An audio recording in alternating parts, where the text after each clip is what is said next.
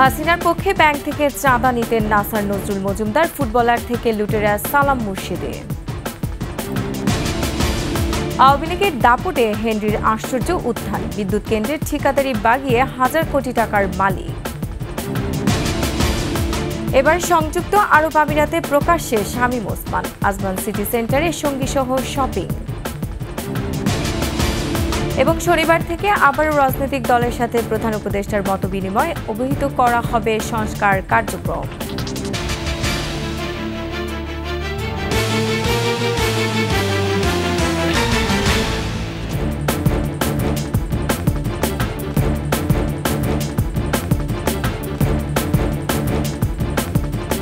শুনছিলেন first security ইসলামী bank PLC সংবাদ শিরোনাম। আমন্ত্রণ ২১শে সংবাদের সাথে আছে আমি রোমান আমিন। দর্শক, ২১শে টেলিভিশনের সংবাদ একই সাথে সরাসরি দেখতে পাবেন আমাদের ফেসবুক পেজ www.facebook.com/124 অনলাইনে। এছাড়া সাবস্ক্রাইব করতে পারেন www.youtube.com/21 চ্যানেলে। নাসা গ্রুপের চেয়ারম্যান নজরুল ইসলাম মজুমদার ব্যাংক খাতে আতঙ্কের নাম। ব্যাংক মালিক ও এমডিরা সবসময় ভয়ে থাকতেন কখন গণভবনে ডাক পড়ে। ক্ষমতাচ্যুত প্রধানমন্ত্রী শেখ হাসিনার পক্ষে ব্যাংকগুলো থেকে কোটি কোটি টাকা আদায়ের কাজ করতেন বিএবির এই সাবেক চেয়ারম্যান। নিজেও লাভবান হয়েছেন, দেশে বিদেশে গড়েছেন অঢেল সম্পদ। তৌহিদুর রহমানের রিপোর্ট। ব্যাংক খাতের মাফিয়া নাসা গ্রুপের চেয়ারম্যান নজরুল ইসলাম মজুমদার অবশেষে গ্রেফতার, স্বস্তিতে ব্যাংকাররা। আপনি 5 কোটি দেন, 10 কোটি দেন, 2 কোটি দেন। একসময় মজুমদারের হুকুমের বাইরে যাওয়ার সাহস ছিল না দেশের কোনো ব্যাংকারের। ক্ষমতাচ্যুত প্রধানমন্ত্রী শেখ হাসিনা ও তার পরিবারের পক্ষে চাঁদাবাজি করতেন তিনি। চাঁদা আদায়ে ব্যাংক মালিক এবং এমডিদের ডাক পড়ত গণভবনে। প্রাপ্ত তথ্য বলছে ২০১৫ থেকে ২৩ সাল পর্যন্ত ৯ বছরেই ব্যাংক ব্যবস্থা থেকে শেখ হাসিনার পক্ষে আদায় হয়েছে অন্তত ৩,০০০ কোটি টাকা। কথিত সিএসআরের নামে শেখ হাসিনার পক্ষে চাঁদা আদায় করায় ক্ষতিগ্রস্ত হয়েছেন ব্যাংক খাতের হাজারো শেয়ার হোল্ডার। তহবিলে যে টাকাগুলো দিচ্ছে এগুলো জনগণেরই টাকা, শেয়ার হোল্ডারদের টাকা। যেখানেই দিছে এই টাকা ফেরত আনতে হবে। ইচ্ছে করে ব্যাংক বোর্ড ডিসিশন নিয়ে ১০০ কোটি, ৮০ কোটি, ৫০ কোটি টাকা দিয়ে দিবে, এটাকে আমি সাপোর্ট করি না শেয়ার হোল্ডার হিসেবে।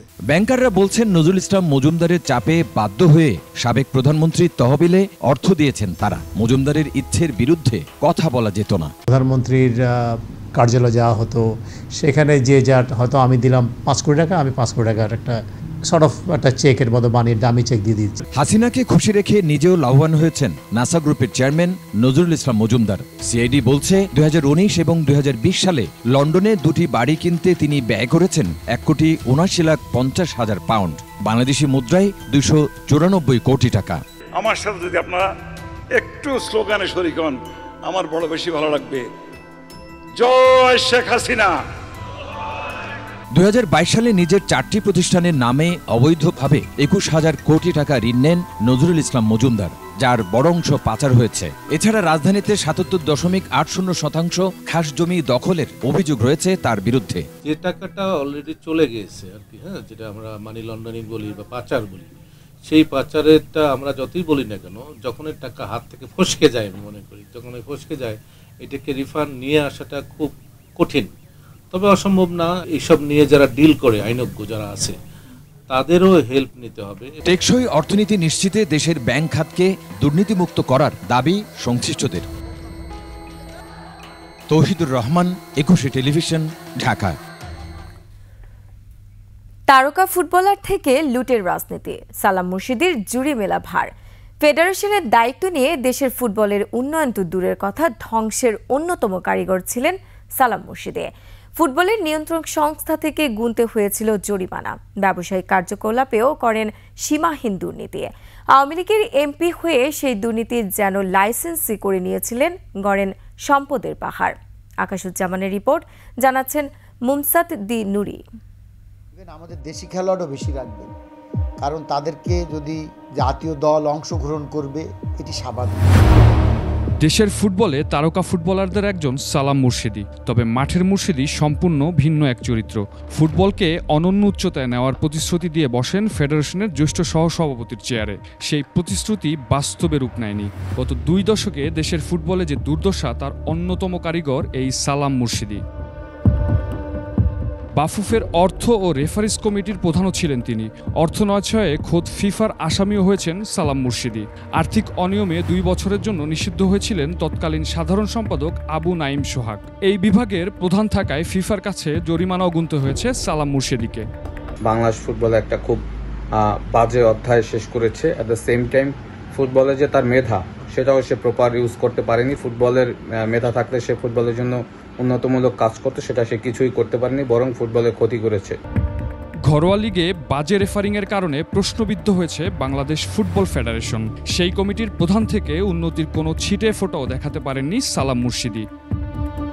ফুটবল টোটালি যেভাবে ধ্বংসের অতল গহ্বরে চলে গেছে, সেটা হলো বিভিন্ন অব্যবস্থাপনা, কারণ সুষ্ঠু পরিকল্পনার খুব অভাব ছিল ওখানে। ফুটবল মাঠের পাকা খেলোয়াড় ব্যবসা খাতেও কম যাননি। ছিলেন বাংলাদেশ পোশাক প্রস্তুতকারক ও রপ্তানিকারক সমিতির সভাপতি। অঢেল সম্পদের মালিক হওয়ার পর সংসদ সদস্য হওয়ার স্বপ্ন পূর্ণ হয় তার। 2018 সালে খুলনা 4 আসনের উপনির্বাচনে আওয়ামী লীগের প্রার্থী হিসেবে বিনা প্রতিদ্বন্দ্বিতায় নির্বাচিত হন মুর্শিদি। 2024 সালের দ্বাদশ জাতীয় সংসদ নির্বাচনেও এমপি নির্বাচিত হন তিনি। 6 বছরের রাজনৈতিক ক্যারিয়ারে ফুলে ফেপে ওঠে সালাম মুর্শিদির সম্পদ। নির্বাচনের হলফনামা পর্যালোচনা করে দেখা যায় 2018 সালে সালাম মুর্শিদির স্থাবর অস্থাবর সম্পদ ছিল 95 কোটি টাকারও কিছু বেশি। 5 বছরে তা বেড়ে 137 কোটি টাকা দাঁড়ায়। বার্ষিক আয় বেড়ে দাঁড়ায় প্রায় 9 কোটি টাকা। তার স্ত্রীর সম্পদ বাড়াও ছিল চোখে পড়ার মতো। দেশে ও দেশের বাইরে নামে বেনামে অঢেল সম্পদও গড়েছেন সালাম মুর্শিদি। গুলশানে অন্যের সম্পদ দখলের অভিযোগ ওঠে সালাম মুর্শিদির নামে। তৎকালীন প্রধানমন্ত্রী শেখ হাসিনার আস্থাভাজন হয় নির্বিঘ্নে অপকর্ম করে গেছেন সালাম মুর্শিদি। তবে রাজনৈতিক পট পরিবর্তনে বদলে গেছে দৃশ্যপট। হারিয়েছেন বাফুফের সিনিয়র সহসভাপতির চেয়ার, কপালে জোটে হত্যা মামলা। অবশেষে হয়েছেন র্যাবের হাতে গ্রেফতার। মুমসাদ দিনুরি, ডেস্ক রিপোর্ট, 21 টেলিভিশন। এদিকে জাতীয় ক্রিকেট দলের সাবেক অধিনায়ক ও সাবেক সংসদ সদস্য সাকিব আল হাসান ও তার স্ত্রী উম্মে রোমান আহমেদ শিশি সহ 6 জনের ব্যাংক হিসাব তলব করেছে বাংলাদেশ ব্যাংকের ফাইন্যান্সিয়াল ইন্টেলিজেন্স ইউনিট BFIU। দেশের আর্থিক প্রতিষ্ঠান ও ব্যাংকগুলোর কাছে এ সংক্রান্ত নির্দেশনা পাঠিয়েছে তারা। এতে 5 কার্যদিবসের মধ্যে ব্যাংক ও ব্যাংক বহির্ভূত আর্থিক প্রতিষ্ঠানগুলোকে তাদের নাম, কোম্পানি বা সংগঠনের নামে থাকা সকল হিসাবের তথ্য চাওয়া হয়েছে। সাকিবের পাশাপাশি তার বাবা আবুল কালাম, বোন কণিকা আফরোজের ব্যাংক হিসাবেরও তথ্য চেয়ে চিঠি দিয়েছে BFIU। 7টি কোম্পানির শেয়ার স্থানান্তর, ক্রয় বিক্রয় ও দান স্থগিত চেয়ে যৌথ মূলধন কোম্পানি ও ফার্মসমূহের পরিদফতরে চিঠি দিয়েছে জাতীয় রাজস্ব বোর্ড। চিঠিতে Bashundhara group, Orion group, Summit group, Beximco group, S Alam group, Nasa group ও থার্ড ওয়েভ টেকনোলজিস লিমিটেড বা মোবাইল ফিনান্সিয়াল সার্ভিস নগদের শেয়ার স্থানান্তর স্থগিত করার জন্য অনুরোধ করে জাতীয় রাজস্ব বোর্ড। এনবিআর-এর এই চিঠি আমলে নিলে এই 7 কোম্পানির শেয়ার আর হস্তান্তরযোগ্য হবে না।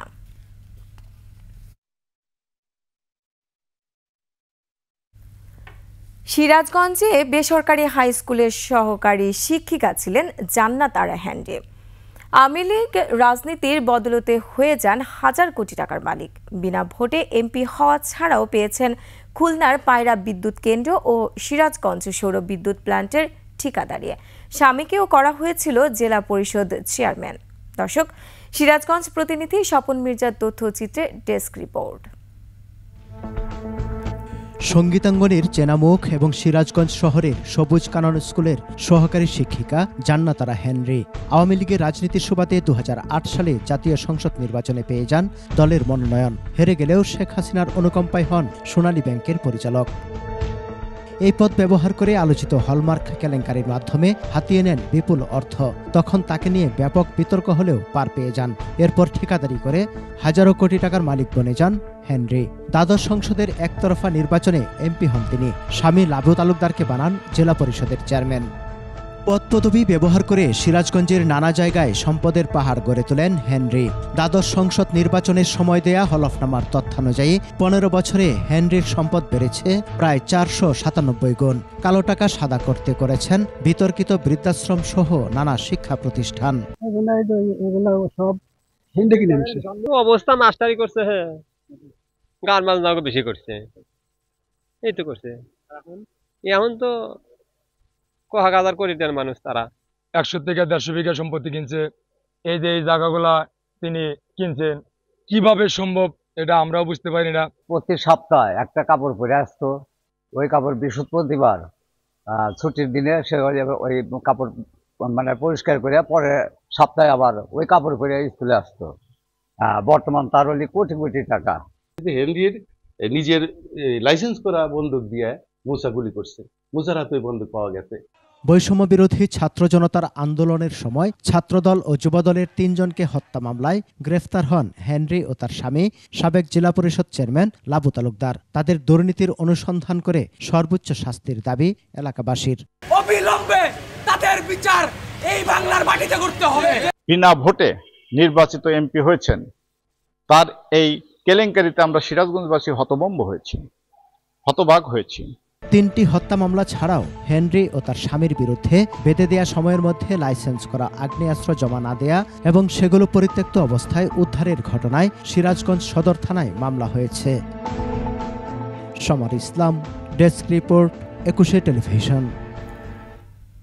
ছাত্র জনতার অভ্যুত্থানে শেখ হাসিনা সরকারের পতনের পর দেশ পালানো নারায়ণগঞ্জের আলোচিত সাবেক সংসদ সদস্য শামীম ওসমান ভারত হয়ে সংযুক্ত আরব আমিরাতে অবস্থান করছেন। মঙ্গলবার আরব আমিরাতের আজমান সিটি সেন্টারে তাকে প্রকাশ্যে দেখা যায়। স্থানীয় সময় রাত ৯টার দিকে শপিং মলটিতে তাকে ঘুরতে দেখেন প্রবাসী বাংলাদেশিরা। বোরকা পরিহিত আরও ২জন নারীকে দেখা গেছে তার সঙ্গে। প্রত্যক্ষদর্শীরা জানান আইফোন 16 প্রো ম্যাক্স হাতে শপিং মলটিতে থাকা একটি মোবাইল অপারেটর প্রতিষ্ঠানে দেখা যায় তাকে। মলের ভেতরে থাকা বাংলাদেশিদের ছবি তুলতে বারণ করেন সাবেক এই এমপি। সে সময় শামীম ওসমান ও ২ সঙ্গীর হাতেই লাল রঙের সুতা বাঁধা ছিল।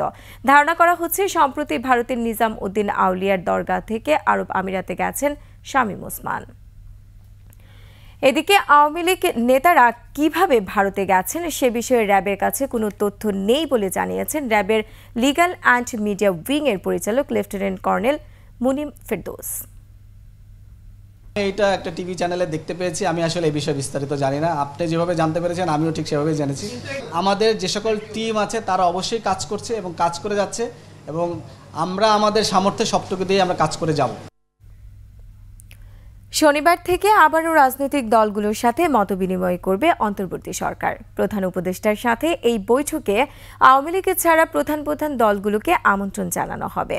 আইনশৃঙ্খলা পরিস্থিতি এবং সরকারের সংস্কার কার্যক্রম সম্পর্কে রাজনৈতিক দলগুলোকে অবহিত করা হবে বলে জানিয়েছেন প্রধান উপদেষ্টার প্রেস সচিব।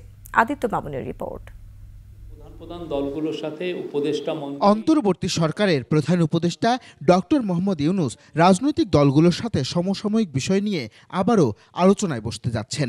বিষয়টি গণমাধ্যমকে অবহিত করতে ফরেন সার্ভিস একাডেমিতে প্রধান উপদেষ্টার প্রেস সচিবের এই ব্রিফিং নিয়ে আলোচনা হবে যে কিভাবে উপদেষ্টা পরিষদ জন আকাঙ্ক্ষাকে বাস্তবায়নের জন্য কাজ করে যাবে উল্লেখ করে ব্রিফিংয়ে প্রেস সচিব জানান আইন শৃঙ্খলা পরিস্থিতি সহ সার্বিক বিষয়ে আলোচনা হবে। দেশের প্রধান দলগুলোর সাথে আলোচনা হবে। তো এখানে মুখ্য বিষয় হবে সেটা হচ্ছে যে কমিশনগুলো যেটা হয়েছে, আপনারা জানেন 6টা কমিশন হয়েছে, এটার কাজের অগ্রগতি সম্পর্কে অবহিত করা হবে তাদেরকে। অন্তর্বর্তী সরকার গঠনের পর রাজনৈতিক দলগুলোর সাথে প্রধান উপদেষ্টার এটি তৃতীয় বৈঠক। উপদেষ্টা পরিষদ হচ্ছে রেগুলেশনের থেকে যে গভর্নমেন্টটা হচ্ছে তাকে রিপ্রেজেন্ট করে, তারা বাংলাদেশের সমস্ত জনগণকে রিপ্রেজেন্ট করে। তো তারা যে ডিসিশনটা নিচ্ছে এটা জনগণের ডিসিশন। বৈঠকে নির্বাচন অনুষ্ঠানের বিষয়ে আলোচনা হবে কিনা তাও জানা যেতে পারে বলে জানান প্রেস সচিব। কিভাবে রাজনৈতিক দলগুলোর সাথে ডায়ালগটা হবে। প্রধান উপদেষ্টার এই মতবিনিময় রুটিন কর্মসূচি বলে জানানো হয় প্রেস ব্রিফিংয়ে। তাদের সাথে মত বিনিময় করা। আদিত্য মামুন, 21 টেলিভিশন, ঢাকা।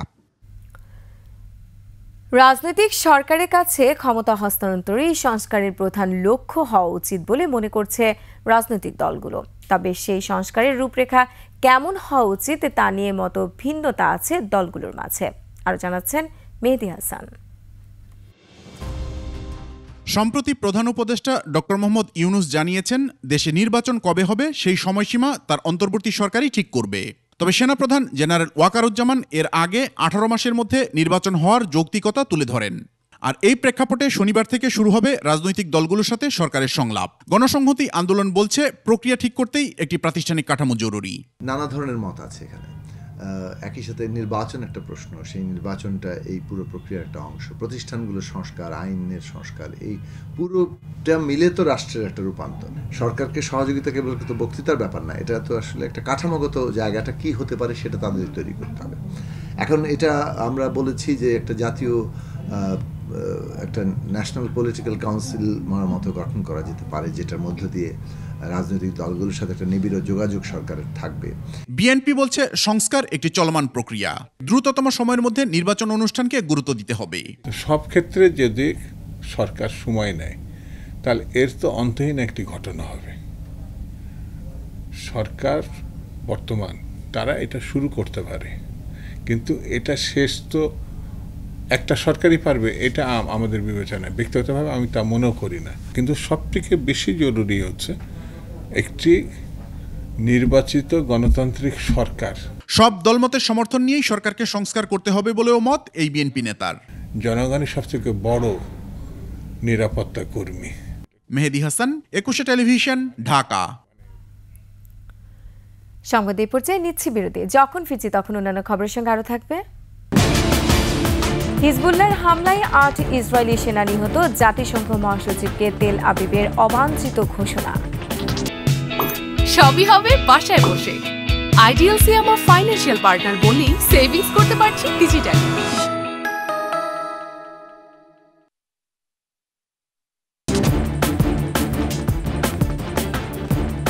আবার আমন্ত্রণ 21 সংবাদে। দল হিসেবে আওয়ামী লীগ সহ 14 দলের মানবতা বিরোধী অপরাধের বিচার করতে আন্তর্জাতিক অপরাধ ট্রাইব্যুনালে অভিযোগ দায়ের করেছেন এনটিএম চেয়ারম্যান ববি হাজ্জাজ। এদিকে রাজধানীর চাংখারপুলে শিক্ষার্থী আনাস হত্যার ঘটনায় সাবেক প্রধানমন্ত্রী শেখ হাসিনা সহ 25 জনের নামে ট্রাইব্যুনালে একটি অভিযোগ করা হয়েছে। বিস্তারিত জানাচ্ছেন শাকির আরজু। গত 19 জুলাই আওয়ামী লীগের নেতৃত্বাধীন 14 দলের বৈঠক হয়। সেই বৈঠকে সিদ্ধান্ত হয় কারফিউ জারি করার, এমনকি আন্দোলনকারীদের দেখামাত্র গুলি করার সিদ্ধান্ত হয় ওই বৈঠকে। তাদের বৈঠকের সিদ্ধান্তের পরই গুলি চালিয়ে গণহত্যা চালানো হয়। এই সিদ্ধান্ত নিয়ে দল হিসেবে আওয়ামী লীগ, ওয়ার্কার্স পার্টি, জাসদ সহ 14 দল মানবতাবিরোধী অপরাধ করেছে বলে অভিযোগ দায়ের করা হয় আন্তর্জাতিক অপরাধ ট্রাইব্যুনালে। যে শুধু আওয়ামী লীগ না, শুধু শেখ হাসিনা না, এই যে ওয়ার্কার্স পার্টি, ইনু, তরিকত ফেডারেশন, ওয়ার্কার্স পার্টি, জাসদ, ইনু, যতগুলো দল আছে, সাম্যবাদী দল, এরা সবাই গণহত্যার আসামি। অভিযোগে গণহত্যার হুকুমদাতা হিসেবে আওয়ামী লীগ এবং 14 দলের শরিক রাজনৈতিক দল সাম্যবাদী দল, গণতান্ত্রিক মজদুর পার্টি, জাসদ, বাংলাদেশের ওয়ার্কার্স পার্টি, বাংলাদেশের সমাজতান্ত্রিক দল, Tariqat federation, Gonotontri party, national Awami party, Gano Azadi League, communist কেন্দ্র, বাসদ এবং জাতীয় পার্টির নাম আনা হয়। বিচার যে করা যাবে সেটা কিন্তু বিদ্যমান আইনে রয়ে গেছে, যেমন দলের বিচার করা যাবে এটা আছে, কিন্তু বিচারের পরে কতটুকু শাস্তি দেওয়া যাবে সেইটা আলোচনা চলছে এবং সেটা সংশোধন করে এই আইনে সংযুক্ত করা হবে। কিন্তু সেক্ষেত্রে তদন্ত চলা বা বিচার প্রক্রিয়া শুরু করতে কোনো আইনগত বাধা নেই। গত 5 আগস্ট রাজধানীর চানখারপুলে আর্মড পুলিশ ব্যাটালিয়নের গুলিতে 10ম শ্রেণীর ছাত্র আনাস হত্যার ঘটনায় সাবেক প্রধানমন্ত্রী শেখ হাসিনা সহ 25 জনের নামে আন্তর্জাতিক অপরাধ ট্রাইব্যুনালে অভিযোগ আনে নিহতের বাবা। এই হুকুমদাতা থেকে পালনকারী, মানে যারা কমান্ডটা মেনে নিয়ে গুলি করছে তারা এবং যারা হুকুম দিছে তারা, এই প্রত্যেকের সাজাটা চাই। প্রসিকিউশনে এখন পর্যন্ত 35টি অভিযোগ দায়ের করা হয়েছে। এর আগে তদন্ত সংস্থায় 16টি, মোট 51টি অভিযোগ দায়ের করা হয়। শাকিরা আরজু, 21 টেলিভিশন, ঢাকা। বৃহত্তর নোয়াখালী কুমিল্লা অঞ্চলের বন্যা কবলিতদের জন্য প্রধান উপদেষ্টার ত্রাণ তহবিলে ৮ কোটি টাকা সহায়তা দিয়েছেন বৈষম্য বিরোধী ছাত্র আন্দোলনের সমন্বয়করা। সচিবালয়ে দুর্যোগ ও ত্রাণ উপদেষ্টা ফারুকী আজমের হাতে চেক তুলে দেন তারা। উত্তরবঙ্গের জন্য বরাদ্দ রেখেছেন ১,৯১,০০,০০,০০ টাকা। প্রণব চক্রবর্তীর রিপোর্ট। নোয়াখালী এবং কুমিল্লা সহ আশপাশের জেলায় আকস্মিক বন্যায় লাখ লাখ মানুষের দুর্বিষহ অবস্থা কাঁদিয়েছে বিশ্ববাসীকে। বৈষম্য বিরোধী আন্দোলনের ছাত্রসহ যার যা কিছু আছে তাই নিয়ে এগিয়ে আসে দেশের মানুষ। ঢাকা বিশ্ববিদ্যালয়ের টিএসসিতে খোলা হয় ত্রাণ ভাণ্ডার। মানবিক হৃদয় নিয়ে যে যা পেরেছেন সেই পরিমাণ অর্থ জমা দিয়েছেন ত্রাণ তহবিলে। এখান থেকে ৮ কোটি টাকা প্রধান উপদেষ্টার ত্রাণ তহবিলে জমা দিলেন সমন্বয়করা। ওই সময় কত টাকা তাদের তহবিলে জমা হয়েছিল জানানো হয় তাও। ২২ তারিখ থেকে ৪ তারিখ পর্যন্ত আমাদের কার্যক্রমটি পরিচালিত হয়েছে। এখানে আমাদের নগদ অর্থ এসেছিল ১১,৬৯,৮৪,৪২ টাকা। এটি আমাদের এসেছে কয়েকটি মাধ্যমে। আমাদের একটি ব্যাংক অ্যাকাউন্ট ছিল সেটির মাধ্যমে, পাশাপাশি আমাদের মোবাইল ব্যাংকিং যে মার্চেন্ট অ্যাকাউন্ট ছিল সেটির মাধ্যমে। সম্প্রতি উত্তরবঙ্গে যে বন্যা দেখা দিয়েছে সেজন্যও সহায়তার কথা জানায় ছাত্ররা। আমাদের কাছে যে ১,৯১,০০,০০০ সামথিং যে টাকাটা আছে সেই টাকাটা আমরা প্রত্যেকটা উপজেলা আমরা ভাগ করে দেব। ত্রাণ ও দুর্যোগ উপদেষ্টা জানান ওই সময়ের অভূতপূর্ব সাড়া শক্তিশালী করেছে সরকারের হাতকে। তাদের সংগ্রহিতটা ত্রাণ নয়, এটা বাংলাদেশের প্রাণ। এখানে শিশুরা, কর্মজীবী মানুষেরা, গৃহবধূরা, দেশের আপামর জনগণ তাদের সাধ্যমতো এই তহবিলে দান করেছেন। এই উপদেষ্টা জানান এরই মধ্যে প্রধান উপদেষ্টার ফান্ডে জমা হয়েছে ৮৩,৪৩,২৮,০০০ টাকা। প্রণব চক্রবর্তী, ২১শে টেলিভিশন, ঢাকা। আর এরই সাথে শেষ করছি ২১শে সংবাদ। যাবার আগে ফার্স্ট সিকিউরিটি ইসলামী ব্যাংক পিএলসি সংবাদ শিরোনামগুলো আরও একবার। হাসিনার পক্ষে ব্যাংক থেকে চাঁদা নিতেন নাসার নজরুল মজুমদার, ফুটবলার থেকে লুটেরা সালাম মুর্শিদি। আওয়ামী লীগের দাপটে হেনরির আশ্চর্য উত্থান, বিদ্যুৎ কেন্দ্রের ঠিকাদারি বাগিয়ে ১,০০০ কোটি টাকার মালিক। এবার সংযুক্ত আরব আমিরাতে প্রকাশ্যে শামীম ওসমান, আজমান সিটি সেন্টারে সঙ্গী সহ শপিং। এবং শনিবার থেকে আবারও রাজনৈতিক দলের সাথে প্রধান উপদেষ্টার মতবিনিময়, অবহিত করা হবে সংস্কার কার্যক্রম।